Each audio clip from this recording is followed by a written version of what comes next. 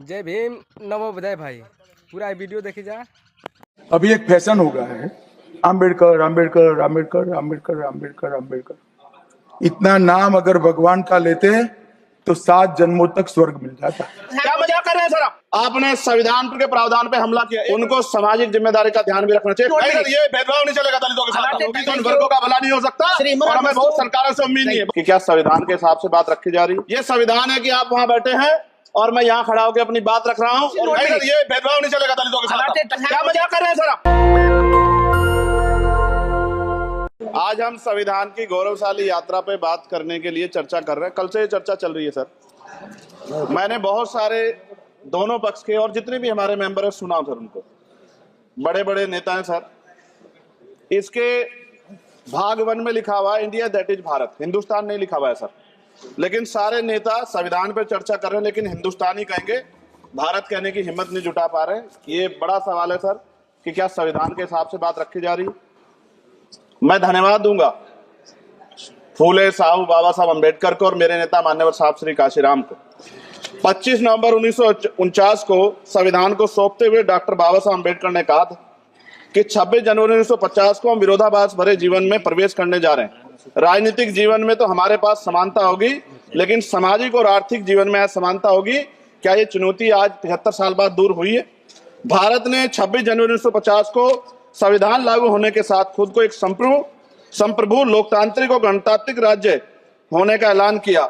लेकिन सर उस समय संविधान की स्थिति ये थी कि जैसे गांव का कोई आदमी, मैं 50 की बात कर रहा हूं, वो 50 साल पहले शहर में आ जाता और बड़े लोगों की महफिल में चला जाता, उस जहां वो खाना खा रहे हो, और वो टेबल पे नैपकिन को खा के जो है ये कहता कि ये तो फीका, क्योंकि वो जानता ही नहीं था, वो समझता नहीं था संविधान को, संविधान है क्या। संविधान उसके लिए महज दस्तावेज था। ये जिम्मेदारी थी राजनीतिक दलों पे कि वो संविधान को व्यवहार में लेके आते। और इसके इतने सारे आर्टिकल हैं, अगर इनको व्यवहार में लाया जाता तो मुझे लगता कि आज देश बहुत बदल गया होता। बाबा साहब ने कहा था कि लोकतंत्र भारतीय भूमि का केवल ऊपरी पोशाक है, उनके अनुसार यहाँ की संस्कृति अनिवार्य तौर पर लोकतांत्रिक है। भारत जैसे गरीब और गैर बराबरी वाले देश में संविधान के जरिए छुआछूत खत्म करना, वंचितों के लिए सकारात्मक उपाय करना, सभी वयस्कों के लिए मतदान का अधिकार देना और सबके लिए सम्मान अधिकार तय करना, ये बहुत बड़ी उपलब्धि थी सर। ये संविधान है कि आप वहां बैठे हैं और मैं यहाँ खड़ा होकर अपनी बात रख रहा हूं। और इस देश में आदिवासी महिला के तौर पे जो है राष्ट्रपति बनी है और प्राइम मिनिस्टर तो नहीं बना, लेकिन शेड्यूल कास्ट के बड़े नेताओं को भी जो है राष्ट्रपति बनने का मौका मिला। इस संविधान की देन अगर वोट हम पे नहीं होता तो शायद अमीर और जो राजा महाराजा खुद को मानते हैं हमारी गलियों तक नहीं आ पाते, हमारे हाल नहीं जान पाते। आजादी का मतलब सर सिर्फ अधिकार पाना भर नहीं है, इसके लिए हमारे संविधान में सरकार और नागरिकों के अधिकारों के शासन के कर्तव्यों का विस्तार से उल्लेख किया गया है। बाबा साहब ने संविधान सभा में दिए गए भाषण में कहा था कि स्वतंत्रता आनंद का विषय है, पर अब हमें अपनी जिम्मेदारियों पर भी ध्यान देना होगा। संविधान ने सुनिश्चित किया कि रानी के पेट से राजा जन्म नहीं लेगा, वोट से नेता तैयार होगा। आर्थिक बराबरी के लिए सरकार क्या कर रही है? गरीब और गरीब हो रहा है, अमीर और अमीर हो रहा है। सुबह उठते कहीं बम की धमकी मिलती, कहीं दंगे की। ये अमृत काल है सर, यह धमकी काल है। कितना बढ़ रहा है आर्टिकल 15 सर। भारत में आज भी घोड़ी चढ़नी बैठते होती है। प्लीज सर क्या दलितों को यहाँ भी बोलने का सर, अगर सबको 4 मिनट दे दो। ये भेदभाव नहीं चलेगा दलितों के साथ। Time is 4 minute, don't waste. भाई सर आप क्या करो, अगर सबको 4 मिनट दिए तो आप मना करो, मैं बंद कर देता हूँ इसको। क्या दलितों सबसे आखिरी में नंबर मिलेगा और बोलने का मौका मिलेगा? क्या मजाक कर रहे हैं सर आप? नो, ये all independent people are having only 4 minutes. You take sir, independent में अपनी पार्टी का मेंबर हूं सर और जीत के आया हूं सर, किसी के दया में नहीं आया। Take 1 minute and finish. Sir कल भी बोले सर, एक दलीय पार्टी के लोग, आप मौका दो सर। मूछे रखने पर हत्या होती है, महिलाओं पे, छोटे मासूम बच्चों पर रेप हिंसा होती है। एनसीआरबी का डाटा देकर डर लगेगा। यही 1 किलोमीटर में संविधान को जला गया और महाराष्ट्र के परभनी में अभी भी संविधान को नष्ट किया गया, उसकी कॉपी को। आर्टिकल 25-26 में संविधान में सभी को धार्मिक आजादी। कहाँ है दलितों की, मुसलमानों की, जैनों की, बौद्धों की, ईसाइयों की? छत्तीसगढ़ में सतनामी समाज को संविधान की अपनी धार्मिक आजादी के आधार पर जो है उनको अपमानित करके जेल में बंद कर दिया। संभल, अजमेर, अयोध्या सब इसका उदाहरण है। आज ये सरकार आलोचना डरती है। कितने लोग जेल में बंद है?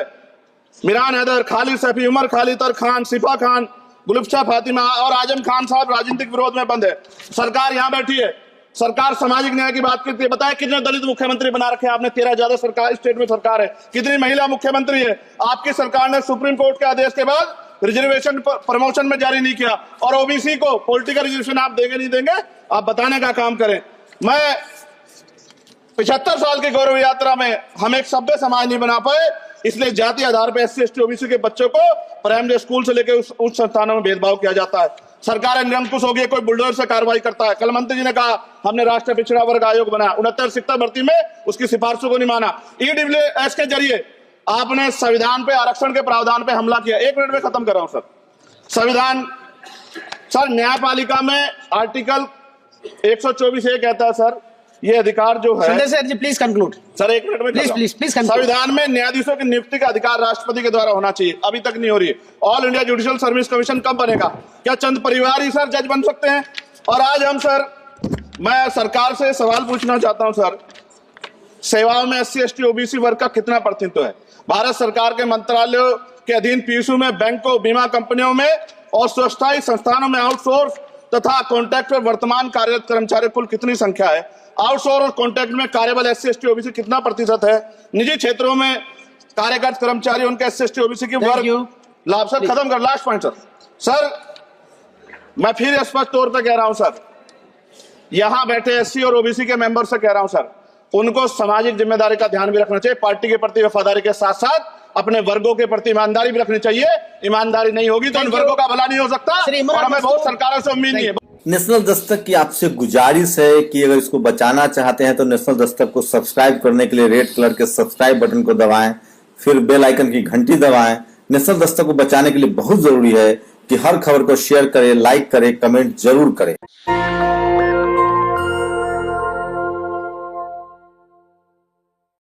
अभी एक फैशन हो गया है, आम्बेडकर आम्बेडकर आम्बेडकर आम्बेडकर आम्बेडकर आम्बेडकर। इतना नाम अगर भगवान का लेते तो 7 जन्मों तक स्वर्ग मिल जाता। क्या मजाक कर रहे हैं सर आप? आपने संविधान के प्रावधान पे हमला किया। उनको सामाजिक जिम्मेदारी का ध्यान भी रखना चाहिए। ये भेदभाव नहीं चलेगा दलितों के साथ, होगी तो उन वर्गों का भला नहीं हो सकता, और हमें बहुत सरकारों से उम्मीद नहीं है कि क्या संविधान के हिसाब से बात रखी जा रही है। ये संविधान है कि आप वहां बैठे हैं और मैं यहाँ खड़ा होकर अपनी बात रख रहा हूँ, और ये भेदभाव नहीं चलेगा दलितों के साथ। क्या मजाक कर रहे हैं सर आप? आज हम संविधान की गौरवशाली यात्रा पे बात करने के लिए चर्चा कर रहे हैं। कल से ये चर्चा चल रही है सर। मैंने बहुत सारे दोनों पक्ष के और जितने भी हमारे मेंबर है सुना सर, उनको बड़े बड़े नेता हैं सर। इसके भाग 1 में लिखा हुआ है India that is Bharat, Hindustan नहीं लिखा हुआ है सर। लेकिन सारे नेता संविधान पर चर्चा कर रहे हैं, लेकिन हिंदुस्तान ही कहेंगे, भारत कहने की हिम्मत नहीं जुटा पा रहे। ये बड़ा सवाल है सर कि क्या संविधान के हिसाब से बात रखी जा रही है। मैं धन्यवाद दूंगा फूले साहू बाबा साहब अम्बेडकर को और मेरे नेता मान्यवर साहब श्री काशीराम को। 25 नवंबर 1949 को संविधान को सौंपते हुए डॉक्टर बाबा साहब अम्बेडकर ने कहा था कि 26 जनवरी 1950 को हम विरोधाभास भरे जीवन में प्रवेश करने जा रहे हैं। राजनीतिक जीवन में तो हमारे पास समानता होगी, लेकिन सामाजिक और आर्थिक जीवन में असमानता होगी। क्या ये चुनौती आज 75 साल बाद दूर हुई है? भारत ने 26 जनवरी 1950 को संविधान लागू होने के साथ खुद को एक संप्रभु लोकतांत्रिक और गणतांत्रिक राज्य होने का ऐलान किया। लेकिन सर उस समय संविधान की स्थिति ये थी कि जैसे गांव का कोई आदमी, मैं 50 की बात कर रहा हूं, वो 50 साल पहले शहर में आ जाता और बड़े लोगों की महफिल में चला जाता, उस जहां वो खाना खा रहे हो, और वो टेबल पे नैपकिन को खा के जो है ये कहता कि ये तो फीका, क्योंकि वो जानता ही नहीं था, वो समझता नहीं था संविधान को, संविधान है क्या। संविधान उसके लिए महज दस्तावेज था। ये जिम्मेदारी थी राजनीतिक दलों पे कि वो संविधान को व्यवहार में लेके आते, और इसके इतने सारे आर्टिकल हैं, अगर इनको व्यवहार में लाया जाता तो मुझे लगता कि आज देश बहुत बदल गया होता। बाबा साहब ने कहा था कि लोकतंत्र भारतीय भूमि का केवल ऊपरी पोशाक है, उनके अनुसार यहाँ की संस्कृति अनिवार्य तौर पर लोकतांत्रिक है।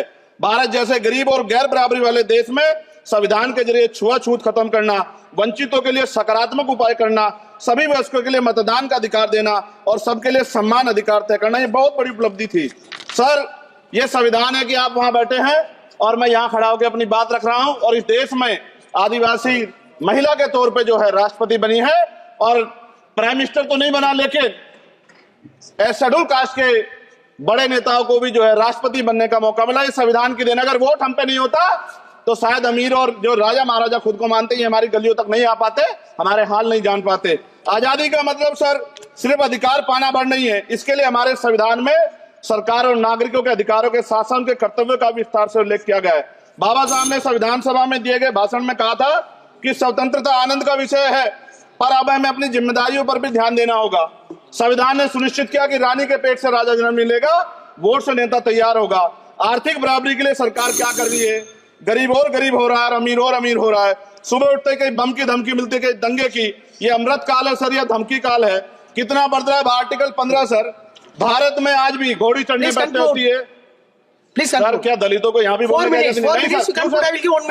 सर, अगर सबको 4 मिनट दे दो फिनिश इन 1 मिनट। ये भेदभाव नहीं चलेगा दलितों के साथ। Time is 4 minute, don't waste. भाई सर आप क्या करो, अगर सबको 4 मिनट दिए तो Take 1 minute. आप मना करो, मैं बंद कर देता हूँ इसको। क्या दलितों को सबसे आखिरी में नंबर मिलेगा और बोलने का मौका मिलेगा? क्या मजाक कर रहे हैं सर आप? No, ये all independent people are having only 4 minutes. You take sir 1 minute. Independent में अपनी पार्टी का मेंबर हूँ सर, और जीत के आया हूँ सर, किसी के दया में नहीं आया। Take 1 minute and finish. Sir कल भी बोले सर एक दलीय पार्टी के लोग, आप मौका दो सर। मूछे रखने पर हत्या होती है, महिलाओं पे, छोटे मासूम बच्चों पर रेप हिंसा होती है। एनसीआरबी का डाटा देकर डर लगेगा। यही 1 किलोमीटर में संविधान को जला गया, और महाराष्ट्र के परभनी में अभी भी संविधान को नष्ट किया गया, उसकी कॉपी को। आर्टिकल 25-26 में संविधान में सभी को धार्मिक आजादी। कहाँ है दलितों की, मुसलमानों की, जैनों की, बौद्धों की, ईसाइयों की? छत्तीसगढ़ में सतनामी समाज को संविधान की अपनी धार्मिक आजादी के आधार पर जो है उनको अपमानित करके जेल में बंद कर दिया। संभल, अजमेर, अयोध्या सब इसका उदाहरण है। ये सरकार आलोचना डरती है। कितने लोग जेल में बंद है? मिरान हैदर, खालिद सैफी, उमर खालिद खान, सिफा खान, गुलफ्शा फातिमा और आजम खान साहब राजनीतिक विरोध में बंद है। सरकार यहाँ बैठी है, सरकार सामाजिक न्याय की बात करती है। बताए कितने दलित मुख्यमंत्री बना रखे हैं आपने? 13 ज्यादा सरकार स्टेट में सरकार है। कितनी महिला मुख्यमंत्री है? आपकी सरकार ने सुप्रीम कोर्ट के आदेश के बाद रिजर्वेशन प्रमोशन में जारी नहीं किया, और ओबीसी को पॉलिटिकल रिजर्वेशन आप देंगे नहीं देंगे, आप बताने का काम करें। मैं 75 साल की गौरव यात्रा में हम एक सभ्य समाज नहीं बना पाए, इसलिए जाति आधार पर SC ST OBC के बच्चों को प्राइमरी स्कूल से लेकर उच्च संस्थानों में भेदभाव किया जाता है। सरकार निरंकुश हो गई, कोई बुलडोजर से कार्रवाई करता है। कल मंत्री जी ने कहा हमने राष्ट्रीय पिछड़ा वर्ग आयोग बनाया, 69 शिक्षक भर्ती में उसकी सिफारिशों को नहीं माना। EWS के जरिए आपने संविधान पे आरक्षण के प्रावधान पे हमला किया। 1 मिनट में खत्म कर रहा हूं सर। संविधान सर न्यायपालिका में आर्टिकल 124 ये कहता है सर, ये अधिकार जो है। Sunday sir, please conclude sir 1 minute में प्लीज संविधान में न्यायाधीशों की नियुक्ति का अधिकार राष्ट्रपति के द्वारा होना चाहिए, अभी तक नहीं हो रही है। All India judicial service commission कब बनेगा? क्या चंद परिवार ही सर जज बन सकते हैं? और आज हम सर, मैं सरकार से सवाल पूछना चाहता हूं सर, सेवाओं में SC ST OBC वर्ग का कितना प्रतिनिधित्व है?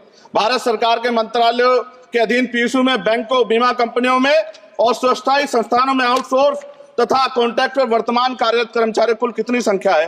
आउटसोर्स और कॉन्ट्रैक्ट में कार्यबल SC ST OBC कितना प्रतिशत है?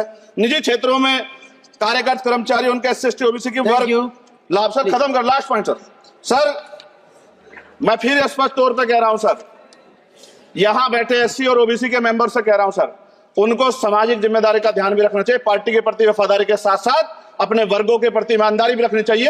ईमानदारी नहीं होगी तो इन वर्गों का भला नहीं हो सकता, और हमें बहुत सरकारों से उम्मीद नहीं है। नेशनल दस्तक की आपसे गुजारिश है कि अगर इसको बचाना चाहते हैं तो नेशनल दस्तक को सब्सक्राइब करने के लिए रेड कलर के सब्सक्राइब बटन को दबाएं, फिर बेल आइकन की घंटी दबाएं। नेशनल दस्तक को बचाने के लिए बहुत जरूरी है कि हर खबर को शेयर करें, लाइक करें, कमेंट जरूर करें।